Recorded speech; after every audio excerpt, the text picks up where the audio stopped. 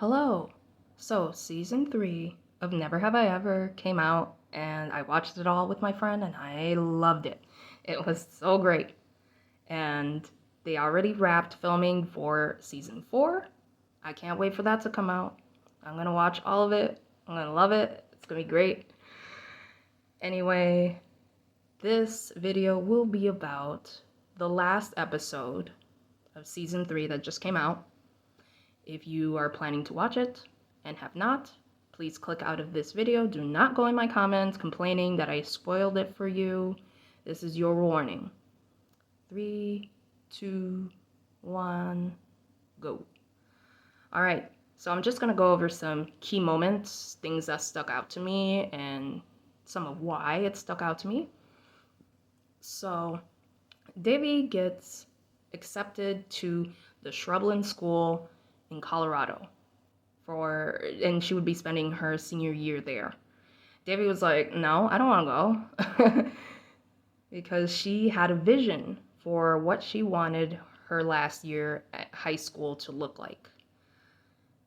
Then it's discussed over the dinner table, and Nalini kind of seemed a little bit reluctant about it. Not because she didn't want her necessarily to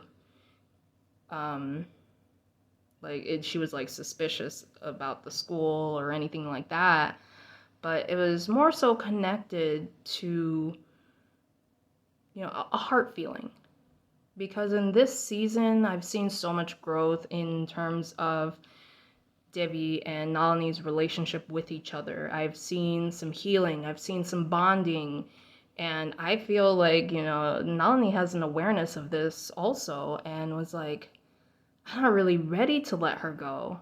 And so, there's a flashback with her and Mohan discussing, things that were happening in terms of like other parents talking down to Nalini, things like that, because, she's Indian.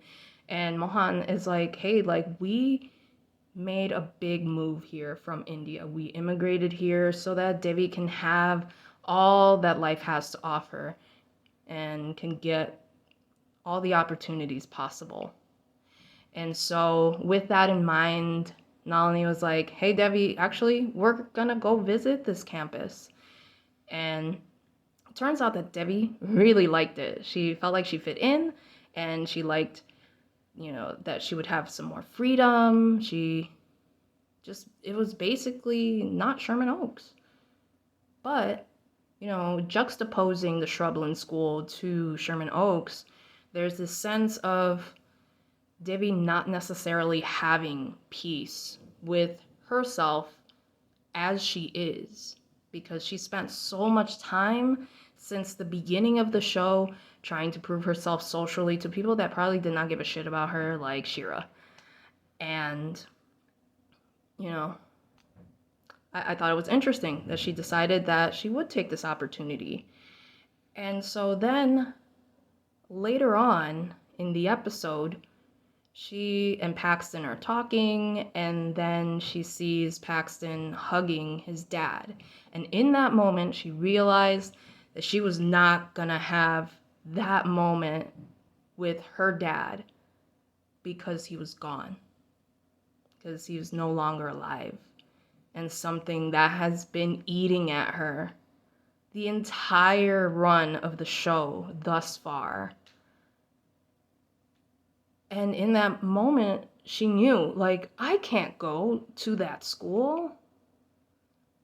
I can't do it. Because she was just, young people are so pressured into thinking about the future. You're in high school, all right, apply to in-state, out-of-state, community colleges, like just colleges everywhere, abroad. Like, making these giant moves that some are just not ready for. And I am one of those people who, I don't believe that I was ready for the decisions that I had made as a senior. Like, I don't know. Like, do any of you relate to that? Say it in the comments if you do. So Debbie just was like, no, I'm not ready to leave my mom right now. And, what came up for me is that trope that you see in movies where the main character has something that is kind of rooting them to home and a grand opportunity, like a big job offer or something halfway across the world. And then it's made to seem like if you don't take that opportunity, you're a failure. You're a failure. You're not chasing after success. What are you doing? That's not how things go. If you're not motivated, self-starter, if you're not chasing after this dream, what are you? And that's capitalist bullshit, in my opinion. That comes from my own ideology about anti-capitalism. And I just think that this kind of highlights a toxic success culture. Now, don't get me wrong. There's nothing wrong with wanting success. That's on you. That's your personal choice. But we shouldn't have this larger culture around success where that defines you. Where if you're not chasing after some grand dream, getting all the degrees, going to all the conferences, doing more and more and more, and feeling like it's still not enough, like you're not enough, that is toxic. And to instill this onto young people so early in life that you'll never be anything if you don't take all the opportunities that come to you. That's fucked up. I'm just gonna say it. That's fucked up. It's okay to take opportunities, but,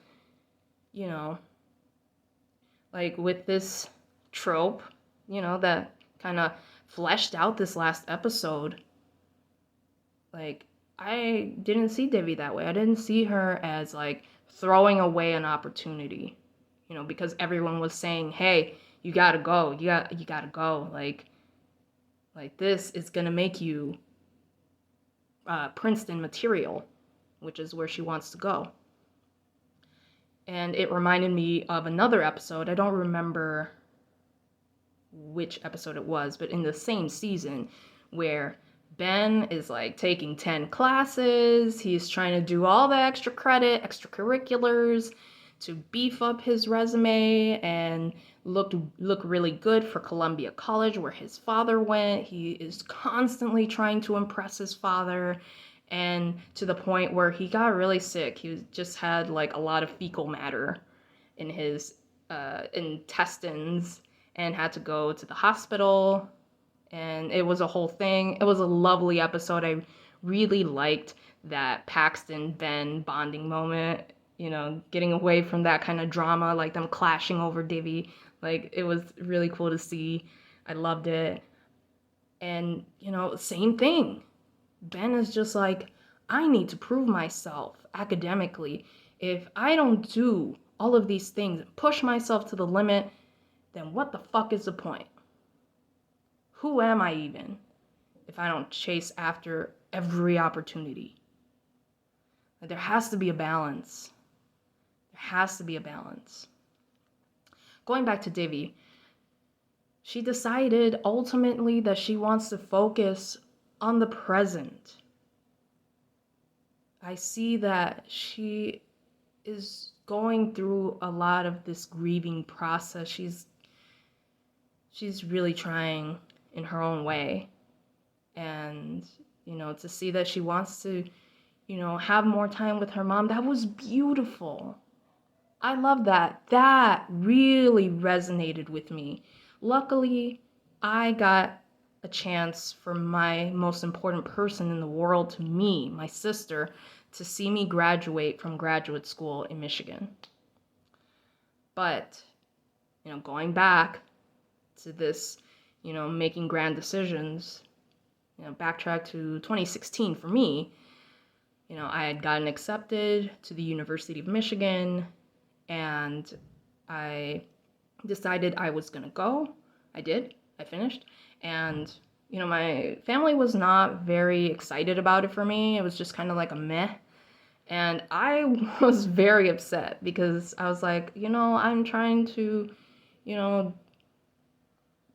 think about my future, things like that. And, I left, on bad terms with my sister.